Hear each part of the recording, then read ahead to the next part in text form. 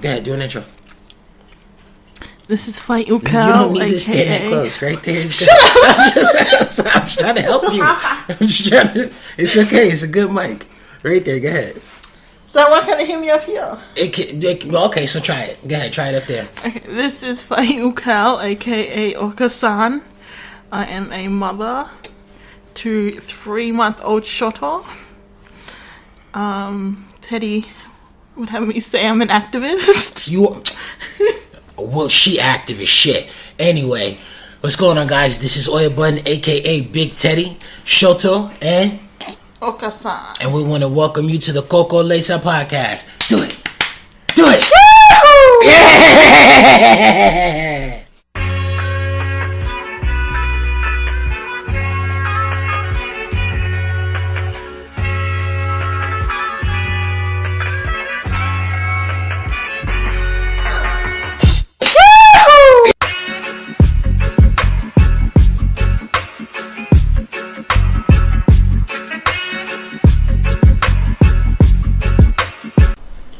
So, I think a lot of the reasons that I wanted to do this is, I think it's the same thing as the book for me, all of the projects that I work on, that I try and bring you in on. Like, I really want to create conversations that matter. You know what I mean? I want to help people, and I think a lot of things that we go through as people don't get talked about, and we're finally coming into changing that because of social media, and I think that's kind of what the inspiration was for me. For Koko Alaisa. Definitely for Koko Alaisa, because like I said, when it's our people, it's stuff that are conversations that happen and need to happen more in our community, and for people who aren't Pacific Islanders, it's a chance for them to learn about us and who we are and what we come from and what we believe in and what we're about, I don't know, like a lot of the stuff that went on, it's weird for me. Okay. Yeah, okay. Like I tried to have this conversation at work because she's someone, and like she has, I don't want to say, it's not even an Islander thing, but I think it's definitely a person of color thing, and it's definitely something that I've noticed here. Like, people just have this desire to be ignorant of politics. Like, if they don't engage in it, then it doesn't have anything to do with them. So, like, they'll complain about the system. That's the case. So, what do you think is the case? I think we're not as engaged in politics because we don't see ourselves represented in politics. Like, if we see ourselves represented in rugby, thus we engage in rugby. I get that. Well, we kind of had that conversation too, because when I was going around talking to people here, young Islanders, and I was like, do you vote? Do you know who any of the ministers are? Nope. And like I said, it's like the one lady on Twitter, we'll have to see her name, she was like, how they were trying to tell her that Islanders, I don't know, something about voting, and I was like, they don't care, and it's because they don't feel like they have a place there. Mm-hmm. And I don't know, that's pretty much what you're saying now, but and I feel like that's like entirely due to colonization. Like, if right, well, we've talked about that mindset and all that, like how the Palangi cultivate that environment because they feel like it's their country and they don't want anybody else, including and especially the Maori, to feel like they have a claim to it before them. And I think that behavior and that mindset and that energy has never been more highlighted than in this most recent Green Party issue, because this was a Maori woman, a progressive, getting ready to come into a position of power to really make change that would have benefited not just Maori, but Pacific Islanders, people of color, minorities, period. And when they got a chance to dismantle her, they put their all into it. Yeah. Not even just as individuals, across media, you know what I mean? Like, yeah. And I think especially her being a Maori, Maori, how do you say it? Maori. I feel so bad because I don't know how to say it. No, that's fine. You're Samoan. Yeah, I know, but still, we're here talking about like Pacific issues, and I don't know how to say it. Oh, we'll watch the neck minute video. And she can tell you I say Maori go. So Cowboy? Do you know what that means? Yes, my senpai told me. No, okay. So her, especially being a Maori woman, I don't think a lot of these white people, when I say white middle class people, don't understand is that the system that she's like at every institutional and systematic level, she's been denied. Like, the system isn't made for her. Yeah, and that's something I've heard you say before. It's not made for any of us. And especially as a young Maori woman who's just had a child, like back when she, like, statistically where she's supposed to be now is not. Yeah. She's really surpassed but that goes, what everyone, like, statistically where she's supposed to be. She's supposed to be right now still on the dole. If she and didn't that's go why they're get trying educated, to destroy her, because she's not the stereotype so and they want her to be. She's created an excellent conversation around poverty that wouldn't have been had otherwise. Like, we do have conversations about poverty, but they're like offhandish, like, right. Like, no, it really. I feel like that's most of our conversations is like offhand, especially conversations about race. And I read this really good thread, this really good tweet that this lady wrote. She was like when white people say, "Oh, this is a great conversation that needs to be had," but then like that's all it is. It's just a conversation that comes from a place of privilege, because that's all they can have about it is conversations from their position of power. Like, that's all they can do is have conversations. But we live these conversations. We are literally. And so this is why not having representation in politics is an issue, because how much does it matter if we're talking about it if none of us, or there's no one to do for us? Mm-hmm. These, you know what I mean? Like, it really, she is such a dope symbol of hope and motivation of, no, we really can make a difference, you know?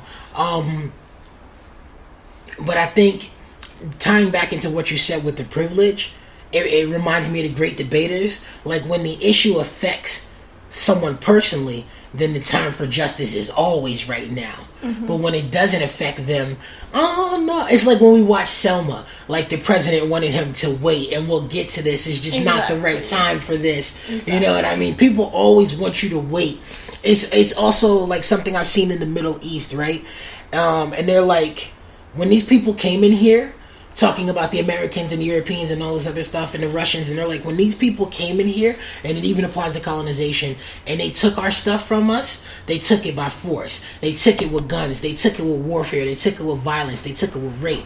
When we want our countries and our homes and our land back for our people, then it's always about being peaceful. Exactly. And they want us to do things the humane in the right way. Mm-hmm. But it wasn't like that when you came and took our shit from us. Exactly. So why do we have to be that way to get back what belongs to us rightfully?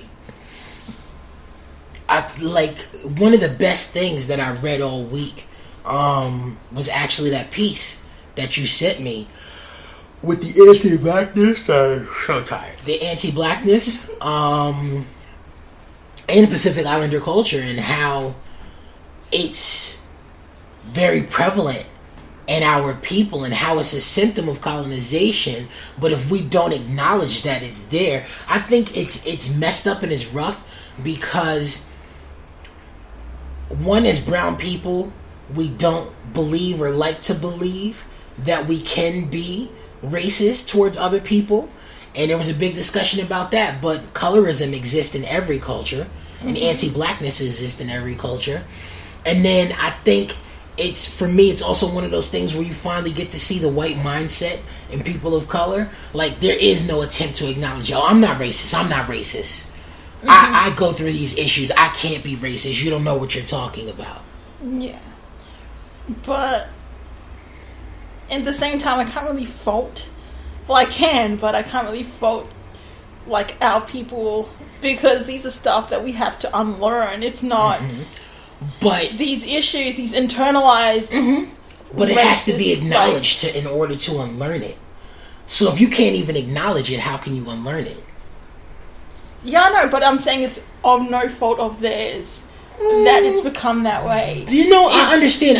In the beginning, essentially, no. But there does come a point. I mean, see, where you got to be accountable and be like, oh yeah, these are problematic issues. I need to.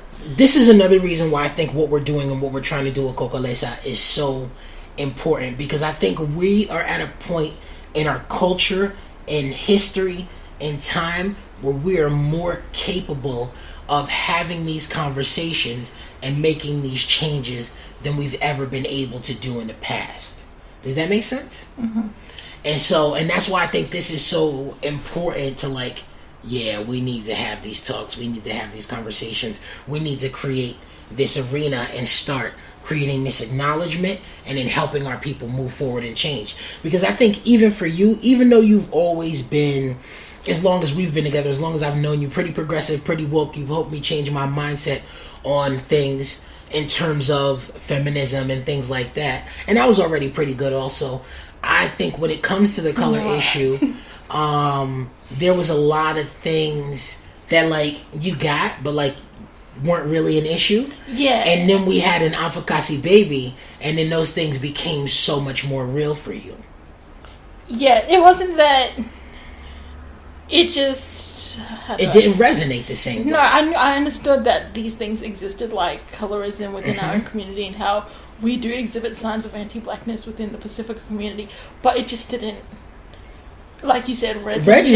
It wasn't real for you. Like, and that's not in a negative, and that's not taking shots at you. I wasn't as passionate about it as I am now that I have this half Afro-Latino Samoan baby. Yeah. And so just to give you guys a bit of background, and I'm not sure where we'll chop this in or put this in, but this is going to be very raw. This is going to be very real. This is going to be very gritty. This is going to be us having real conversations, and it's also going to be a little bit of our lives in it and how our lives affect that and make it, and why they make us want to have these conversations. And so you're going to hear us, you're going to hear from our little girl, because she's going to be in the background, and we're not going to try and, like, hide her now. Like, we're in our home making this cast, putting it together, having real conversations with you, our people, you know.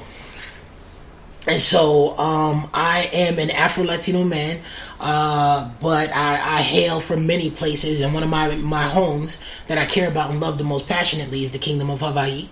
And so that's Hawaii for the non-Pacifica listeners. Fair enough. But it's Hawaii. But, you know, I will give you a pass for saying Hawaii. Funny, I always forget to explain that to people, and it's so funny because I'll talk to Palangi, or I'll talk to non-Pacific people who vacation in Hawaii, and I love the island, and I feel so close to it, and I'll start talking about Hawaii, and they're like, what?